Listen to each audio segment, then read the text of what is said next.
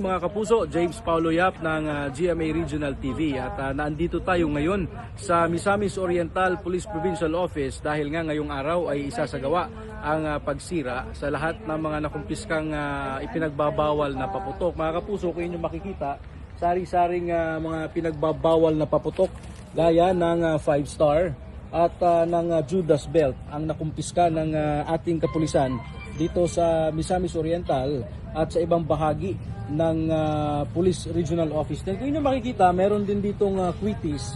Bagamat hindi ipinagbabawal ang paggamit ng quitis, ayon sa kapulisan ay walang mga kaukulang permit ang mga paputok na ito. Maliban sa mga paputok ay meron ding mga boga na notorious na nakakapagbigay disgrasya sa mga kabataan, hindi lang dito sa Northern Mindanao, maging sa ibang bahagi ng bansa. Kaya mga kapuso, paulit-ulit na paalala ng kapulisan, huwag gumamit ng mga ipinagbabawal na paputok upang maiwas sa disgrasya. At yan muna ang latest mula rito. Ako si James Paulo Yap ng GMA Integrated News.